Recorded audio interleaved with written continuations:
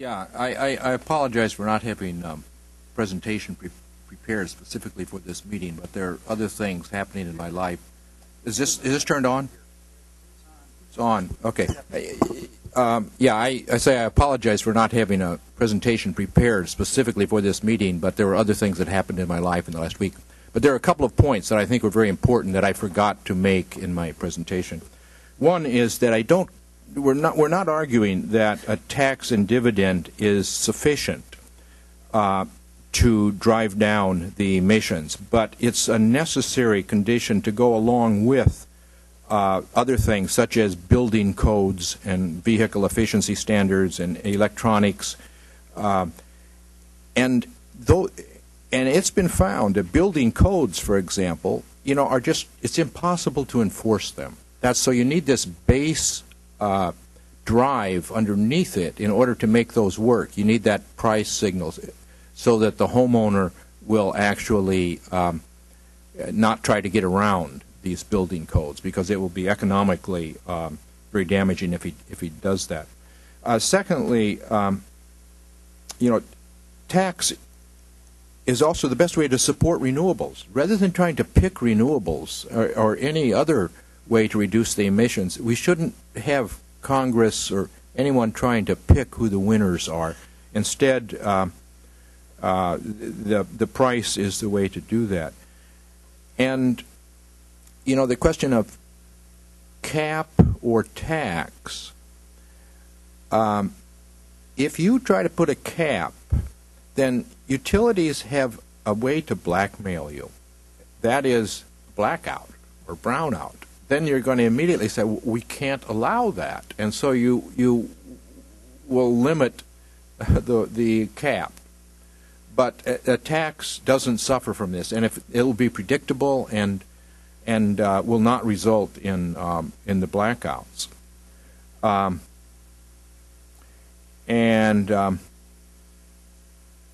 It should have also been pointed out that when we had some comments about the economic costs of the tax, and there certainly are those, but there are also economic benefits, because it's going to force us to phase out the fossil fuels, which will have enormous benefit in terms of clean air and clean water, which has enormous economic costs associated with it. Finally, I'd just like to reemphasize the simplicity of tax and dividend, because I think that the public can understand the need for a tax. We're not going to get the desired effect of phasing down the fossil fuel use without some incentive, without a strong price incentive. And I think they can understand that. And as long as it's very simple, 100% of the money given back to the public in a way such that they then have money to invest in those things that reduce their carbon footprint, then I think they would be able to understand that and accept it. Thanks. Could we have the people who want to ask questions just briefly identify yourself, and I'd like to take them from congressional staff if you're here first, and then we'll try to just have one of the panelists answer the questions so we can get as many in as possible. We have got about 40 minutes. Yes.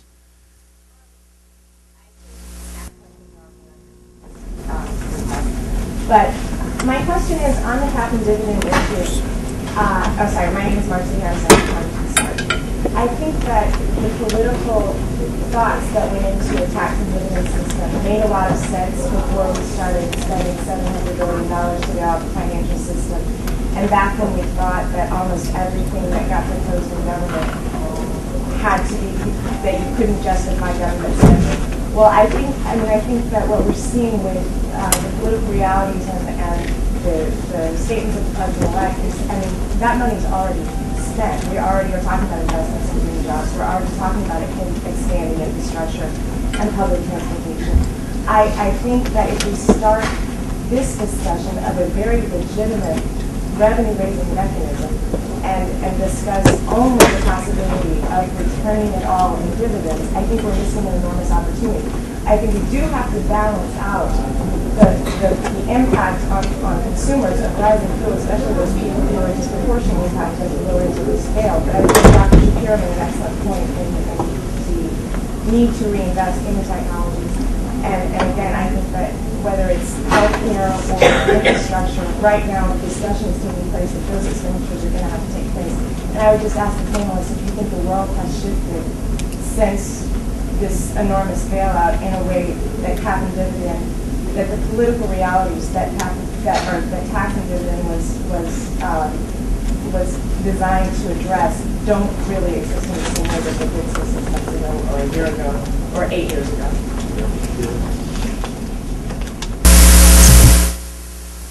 Well, certainly the world has changed, at least for a while, and the normal deficit conversation is off the table.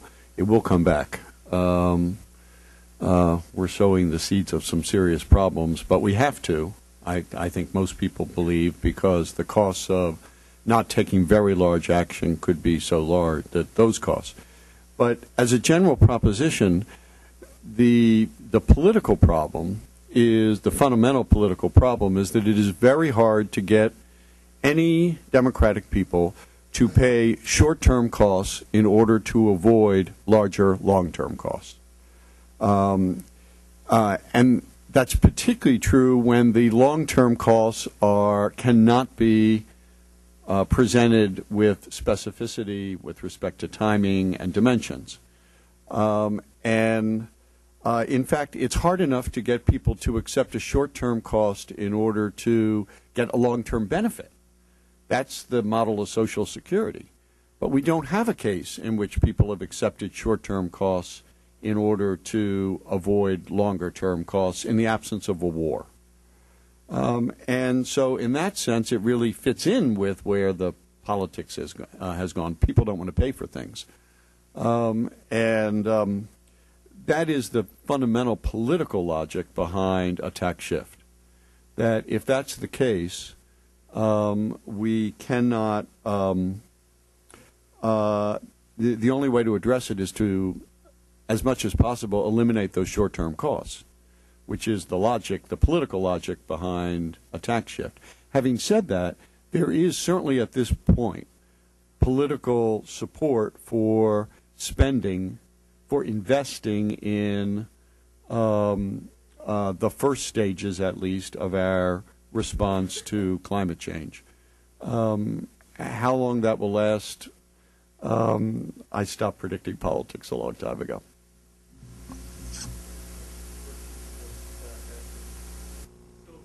Johnson from Ithaca, New York. Resolutions in support of a federal carbon tax have been passed by Ithaca's city, town, and county governments, prompting media coverage of advantages of the tax.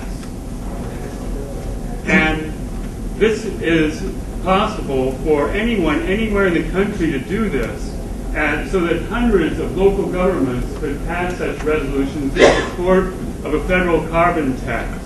Copies of the resolutions from Ithaca area were sent to the representatives at the national level of the city, town, and county governments. A sample resolution and detailed instructions for this method of approaching a member of a local government are on the website federalcarbontax.org. This can be done by anyone, so if you know anybody in the country who might take this resolution to a local government, please let them know of the link. Thank you. A question for Robert Shapiro? Well, please, yes. Okay.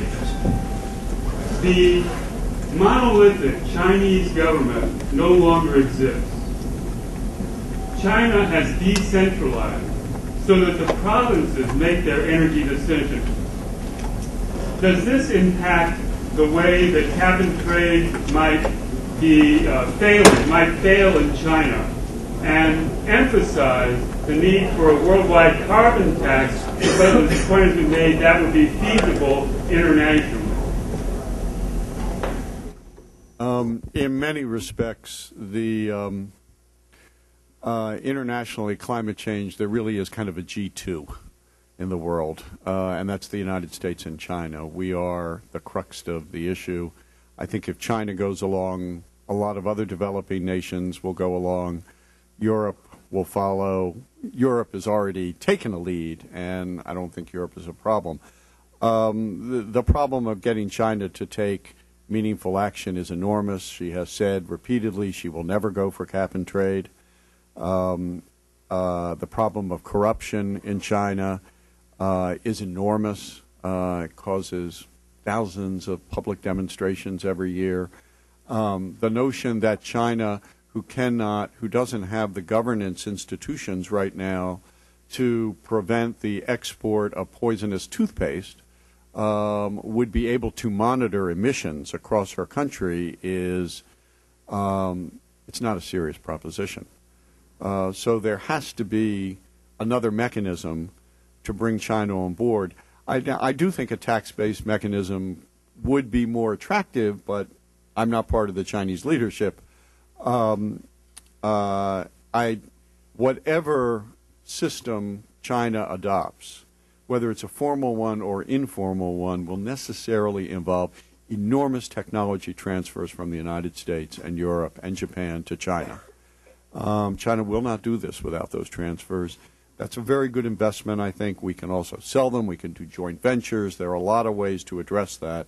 But in all cases, just as we have to take seriously the what is likely to be the public response to different approaches to climate change in the United States, we have to take very seriously the real constraints and conditions of the Chinese economy and Chinese politics and figure out a way to make this work for China, just as we have to figure out a way to make this work for the American people and American business.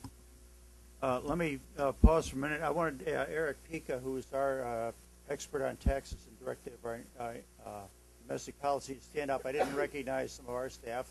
And Nick Burning, our press secretary. If you have questions about some of the material that we have, those are the two people to speak to.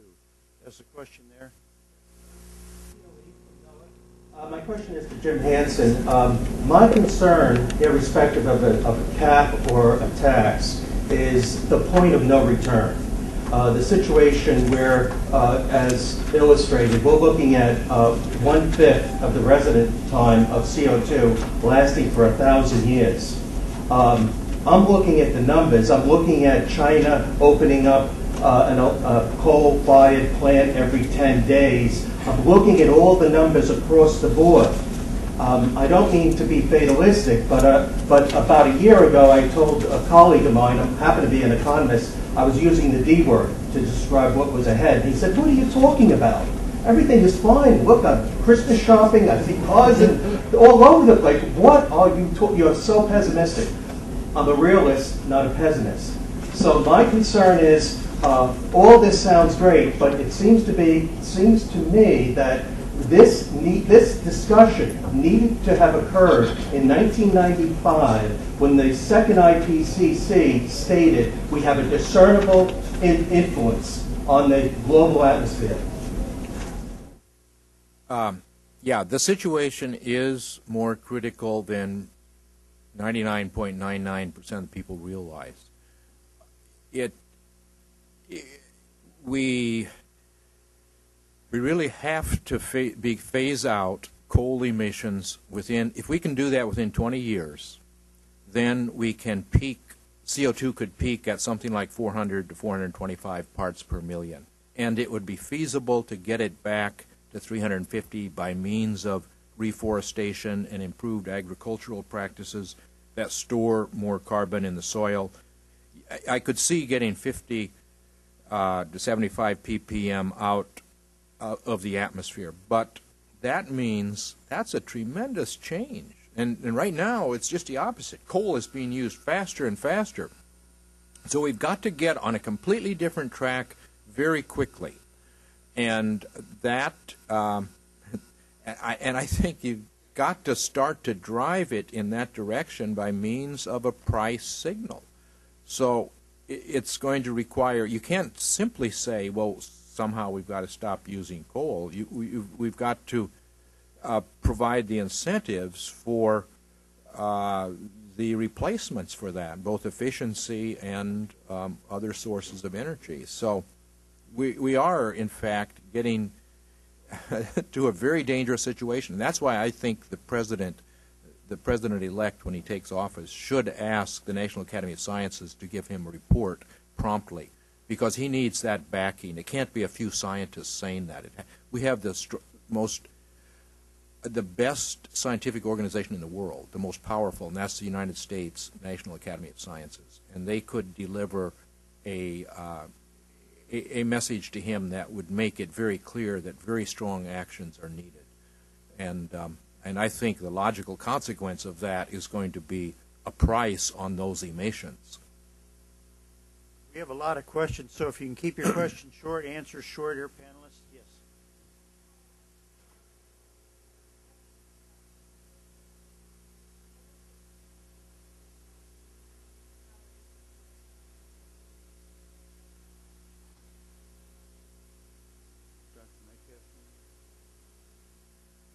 So if you're linking it to the income tax, it can be quite straightforward to do. It's harder to do if you're wanting to do a rebate to every individual in the country. That's tougher to do. Our experience with the earned income tax credit was that that the number of filers, because that depended on the number of children that you had, number of filers dropped once we started requiring Social Security numbers for the dependents. So it's tougher, but it is manageable. It's certainly easier if you're tying it to workers or to retirement benefits or to food stamps or welfare payments. But you have linking it to an existing structure makes it easier to do. First of all, thanks for the panel. It's been terrific. I really appreciate it. My name is Marshall Saunders, and I'm with the Citizens Climate Lobby. We're headquartered out in San Diego, and we do these things called education and action meetings where our teams teach the public, and we lobby our members of Congress and so forth. We need a PowerPoint on this. We need a 20-minute downloadable PowerPoint on a little bit of the climate situation and the carbon tax. So I don't know if that's available now, but we sure would like to have one. Does anyone want to comment on any of your presentations in PowerPoint?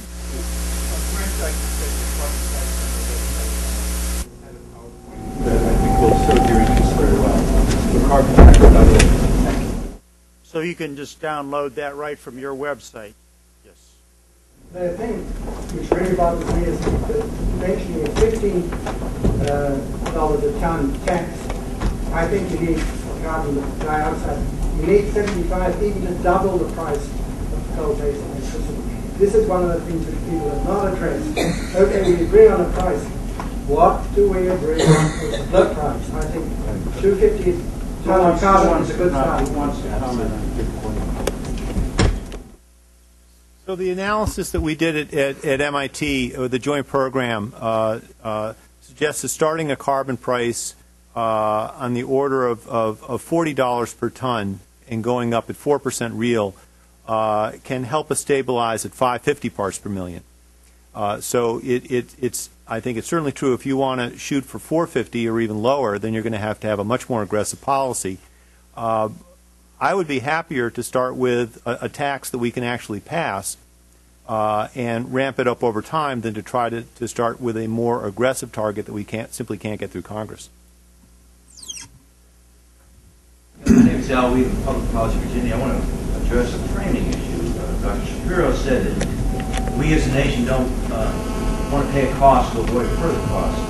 Yet everybody in this room does it every day when we buy car insurance, house insurance, life insurance, because we understand we want to avoid those costs down the line. Maybe we ought to be calling this climate insurance and just look at that as a way we're going to forego these massive costs in the future if we pay it in now. Let me say that in most of those cases, the insurance is required either by law, in the case of auto insurance, or is required by mortgage providers in the case of home insurance. It's a I like your framing comment, but the resistance of people to pay a short-term cost today in order to avoid a long-term cost which cannot be defined in particular is very powerful. And my guess is that if we looked at the incidence of life insurance, we would see that. Ken Malloy, Center for Study of Carbon and Energy Markets. I want to disagree with Dr. Shapiro on one little point he made. He made a point that obviously was geared toward goodwill when he said we all want the same outcome. Well, as I see the debate between the pro and the anti-carbon tax, those who oppose it are lawyers, consultants, companies with offsets, traders, politicians, and some, I would argue, misguided environmentalists. All of those have a deep self-interest. They don't care about climate change. They care about whether or not they profit from some new regulatory regime that's going into place. On the other side, I see policy wonks, some enviros, and economists. All, I would argue, very weak constituents of change. So how do we, and I put myself there too, how do we go from where we are, where we've agreed on science, we've agreed on good policy, but we are woefully outgunned when it comes to the cap and trade versus carbon tax. We know carbon tax is the right thing, but boy, there's a very powerful constituency. Every time I attend a conference, it's 90% cap and trade average. Very good question. Does anyone want to hop in on that one? Kids keep plugging away. Yeah, well, you know, one of the reasons they use this argument that, oh, in the case of sulfates, acid rain, that cap and trade worked well. Well, that was a case where the sulfur is coming from a small number of power plants, and you can easily check whether or not that power plant installed its new equipment or not. This is a very different thing. The oil, gas, and coal is used all over the place. There's no way that you can check all of these places. So if you have a tax, then it affects at the wellhead and at the port of entry, then it affects everything. And that's the only practical way to do it, I think. I would also make a comment on this point that given what we saw this past year unfolding with Wall Street gaming the mortgages, and then with one disaster after another as the revelations occurred on the derivatives and the hedge funds and so forth, what we see now is a system that, with carbon possibly being the biggest commodity market ever trading, the potential for massive gaming of that system. And this, I think, has actually thrown into the whole debate a big change element. And so it's an occasion of events like this where there's a massive overflow turnout that I believe is going to spark a major debate and big new momentum. Yes.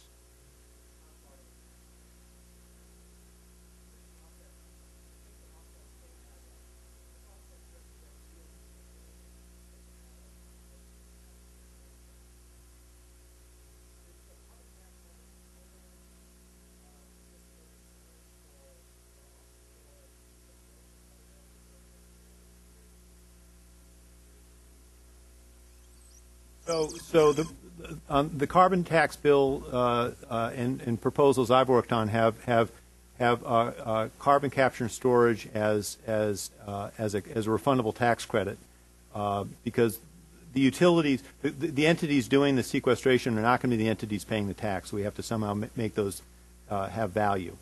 So that's point one. Point two is some of the non-energy sources we can bring into the system. So the production of clinker, we have a good sense of, we can capture that. There are few sources in the U.S., so that can be brought into the tax code. So we can get about 90% of the emissions into the code. You know, could I comment quickly?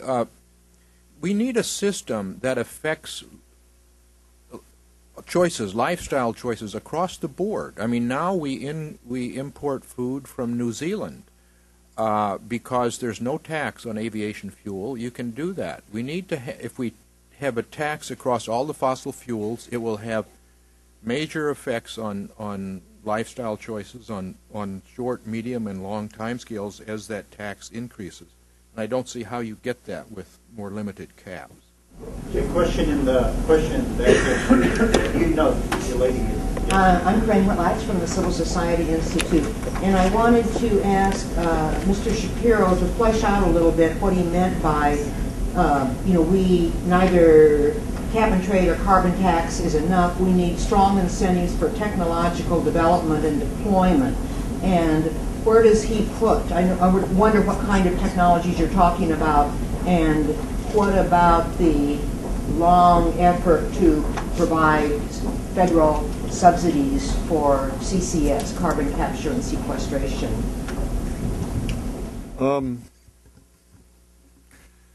We don't know. There's a lot of uncertainty with respect to the impact of a carbon tax or a cap and trade regime because these are system changes, and they will have lots of unpredicted effects. I think cap and trade is likely to have more unpredicted effects, but a carbon-based tax will have unexpected economic effects as well. And it will affect our energy use in ways we can't predict.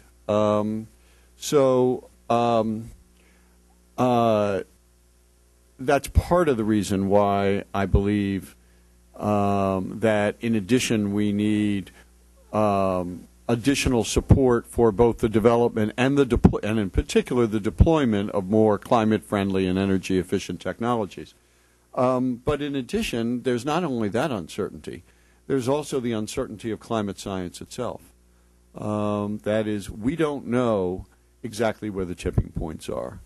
We don't know, we're making, climate scientists have modeled this, and Professor Hansen can talk with much greater authority than I can on this.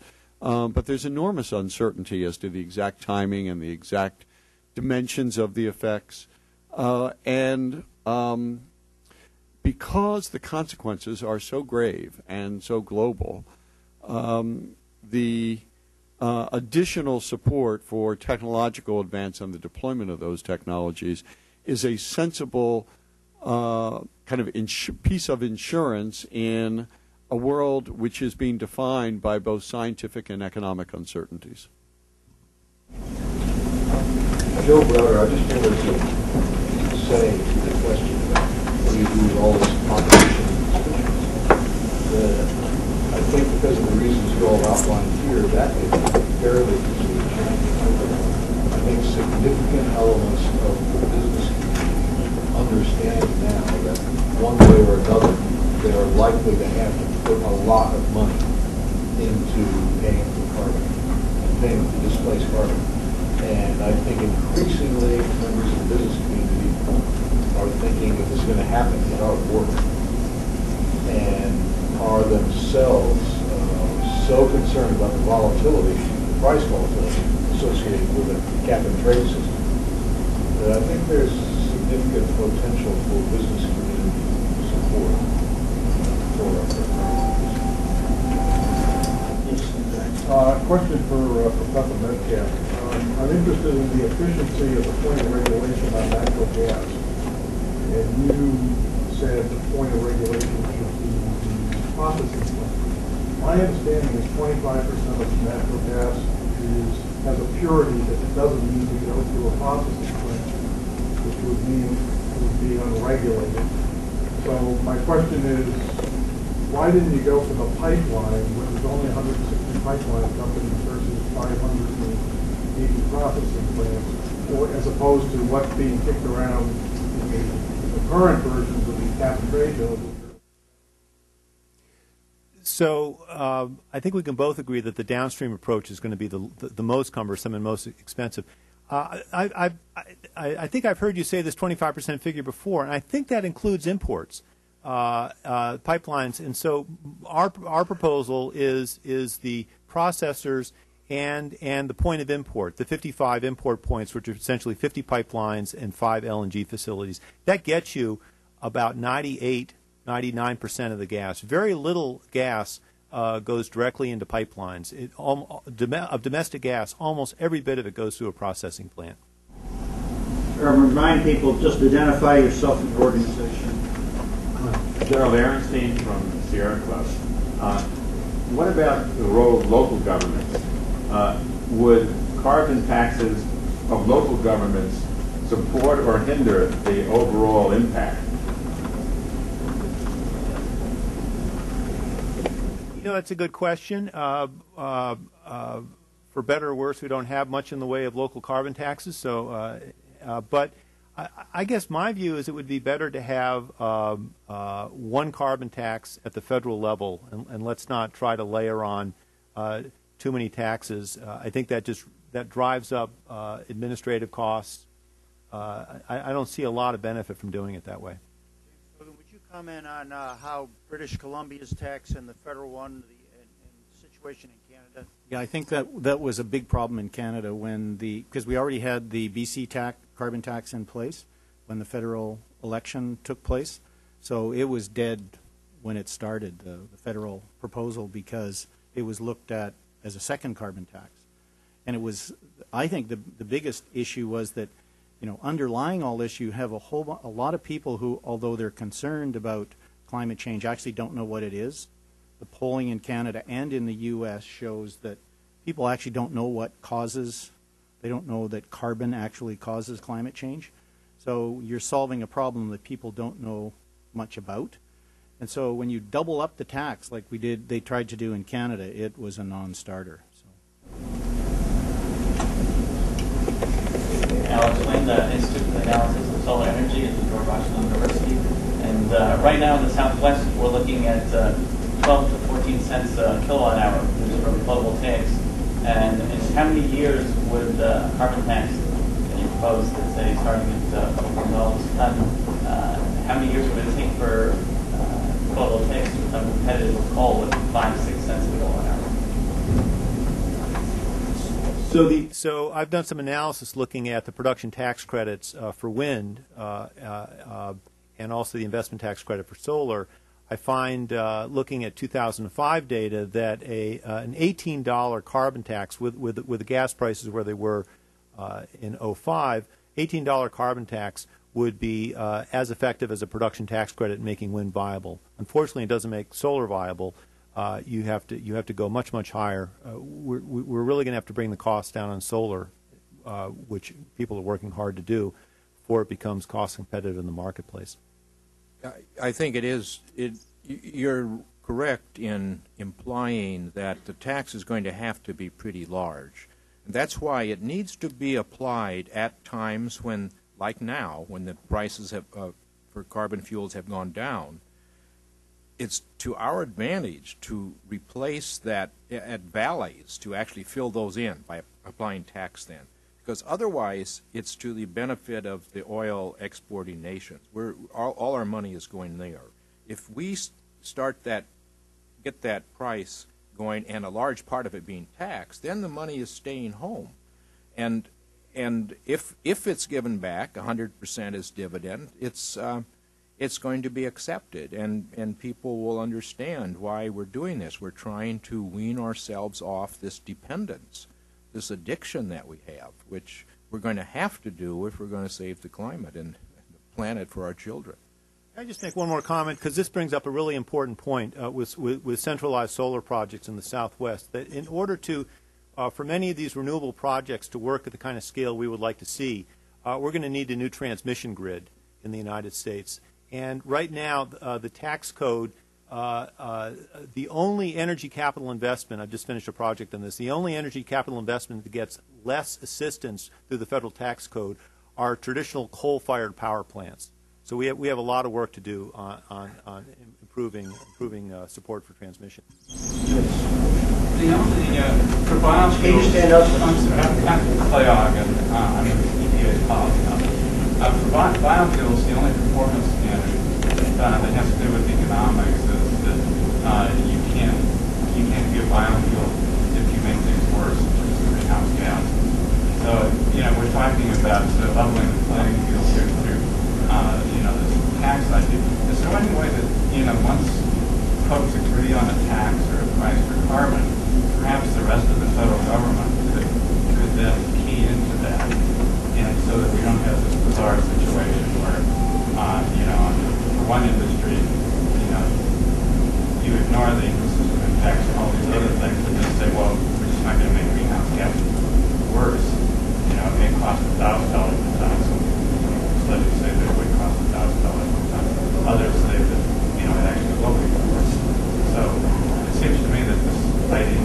government's going to be spending money on this as well as the tax levy. It seems to me that there's a need, to extend this concept.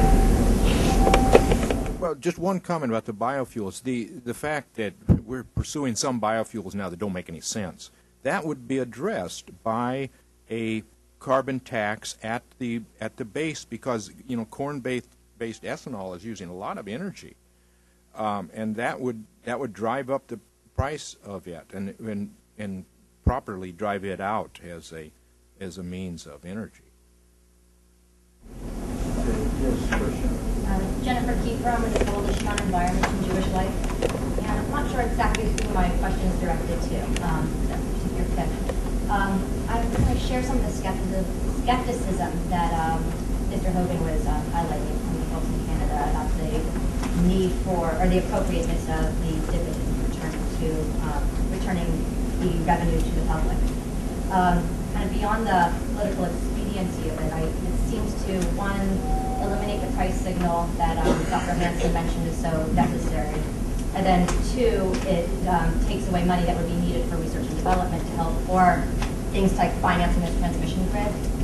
Dr. Shapiro, you mentioned at one point the possibility of sequestering 10% of the revenue.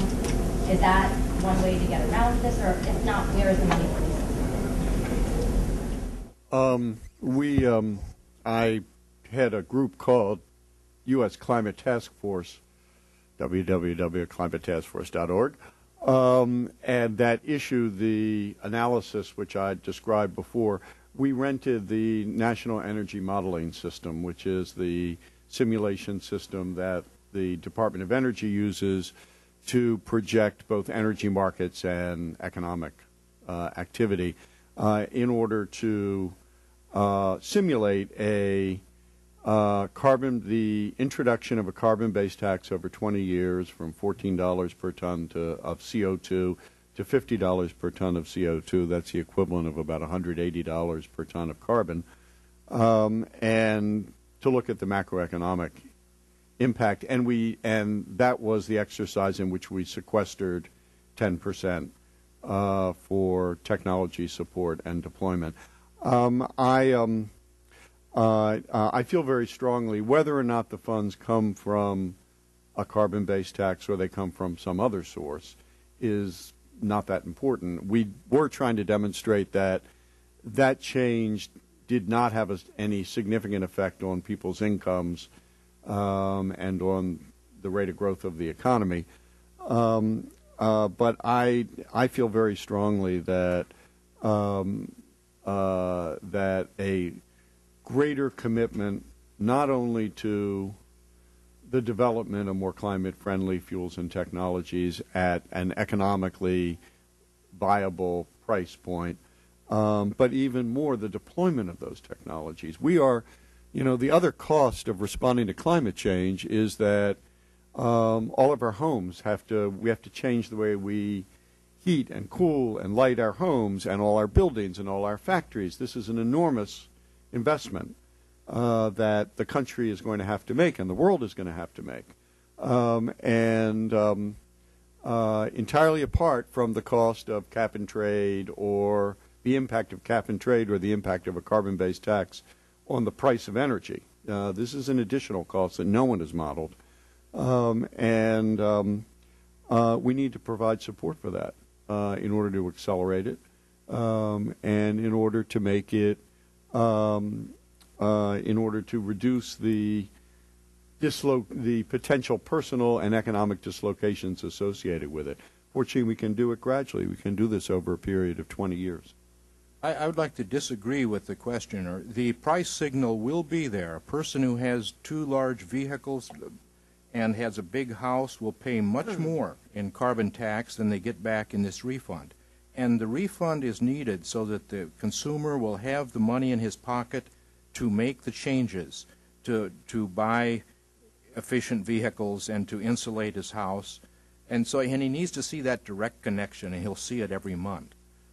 So I think that as with regard to the government should be making investments for long-term in infrastructure, in electric grid, and even in green jobs. But that's like in the 1930s. It should not come out of this tax. It's an investment that they'll have to take out of general revenues and make it for the good of the country on the long term. I guess I have two comments and one question. One is we talk about capping upstream, but there was no discussion about using the current taxing system, whether it's the leaky underground storage tax or the black lung excise tax or the oil and gas excise taxes are out there. The IRS has plenty of data to track the streams of flow. So that's one comment for a carbon tax. It taps into existing regime. I want to offer some political pushback about transparency. A carbon tax is transparent in the upfront implementation of it, but as we've seen with the income tax and the corporate income tax, the lobbying always happens behind the scenes.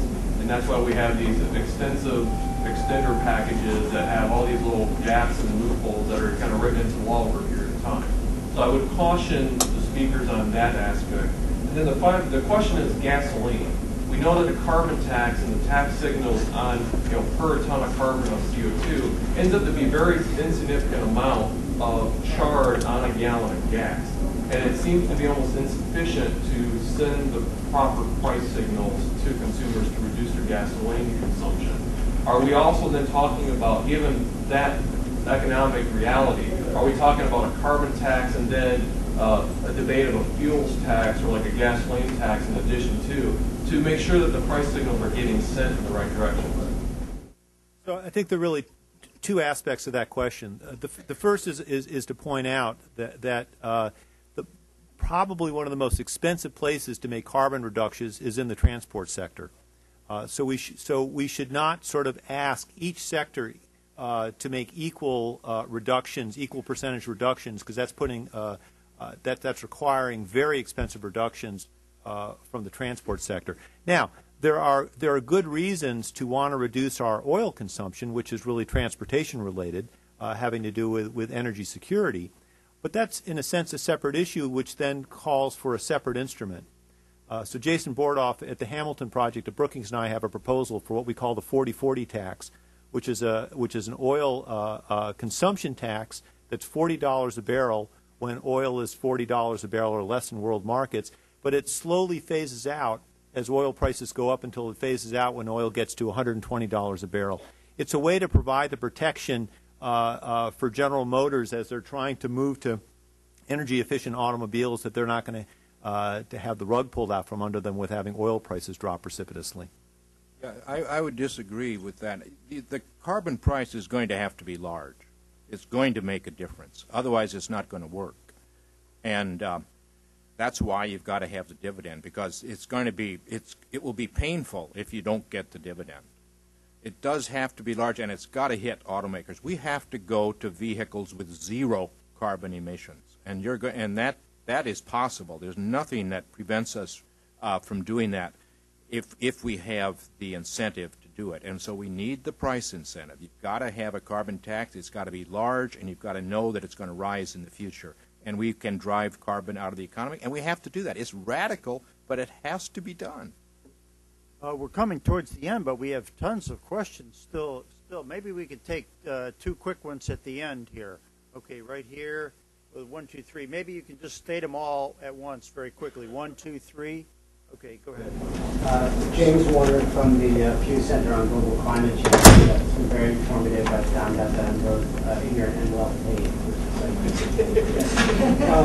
So my question is, we really believe that the environmental certainty in cap and trade can't get there with a tax, but some of the price certainty in a tax is useful. So I'd like to ask the panelists what they think of the proposals like the bingo voucher and in others to deal with the price volatility in cap and trade. Okay, that's one question. It's Brendan Kelly from the University of Alaska. I have a question for Dr. Hansen. Steve. You mentioned reducing the amount of carbon in the atmosphere by improving agricultural and forestry practices. Maybe you can just say a couple of things about what you mean by that. One more. I have a question as to the dividend. How about instead of just a cash dividend, a coupon dividend, so they can buy a fuel consumption display or a setback thermostat or certain high efficiency appliances, things that would save them money in the long run? Okay. Nancy, you want to go first to the left and then Yeah. The forestry practices, well, it's discouraging deforestation and encouraging reforestation. There is a lot of potential for drawing CO2 out of the atmosphere by reforestation on marginal lands. And agricultural practices, now the way we plow up the soil, we're actually releasing carbon to the atmosphere, but with no-till and low-till practices and things like biochar, where you work charcoal into the soil to increase the productivity of the soil and also store more carbon in the soil. You can make significant reductions in the amount of CO2 in the air. there are two other questions. Who wants to deal with those? Dr. Metcalf? Well, one is just a question about price being sufficient, and others about the cash dividends or forms of the dividends that go back. So if you and Dr. Shapiro want to do those. So let me do so price is necessary but not sufficient. We have other market failures. So for example, we have all kinds of informational problems in commercial and residential housing where standards and building codes can make a difference on top of an effective carbon price. So I think that's I think there's scope for additional rules. Things like renewable portfolio standards, on the other hand, this is really driving one particular technology. It's sort of picking favorites. I think we would be better off not having those and having a strong carbon price. I just want to say, kind of, the discussion has now reached the point, the kind of level of analysis, which is exactly what we want, where again, there is a basic understanding and consensus about the need to act and about the basic mechanisms to act. And then there are lots of discussions about the details of it. And that's exactly where I think we want to go. I think ultimately we're going to have a mixed system. We're going to have some direct regulation. We already do in things like fuel efficiency standards. We'll have more regulation. We will have a price signal in one way or another, hopefully through a carbon-based tax. And there may even be pieces of the system in which limited cap and trade systems are permitted. It's we need to try not to be doctrinaire about anything except the result, and be open to lots of experimentation. It's going to require enormous modification. Whatever we do is going to have enormously significant, unexpected consequences. We need to be able to respond to that. And so the most important thing is to lay the public foundation for a sustained commitment to solving this problem, and that fundamentally means that we can adopt a system which implodes from the beginning. Thank you. So on behalf of the Carbon Tax Center, the Climate Crisis Coalition, Friends Committee on National Legislation, the Environment and Energy Study Institute, and Friends of the Earth, we thank all of you for being here. Please check out our websites, and I think feel free to ask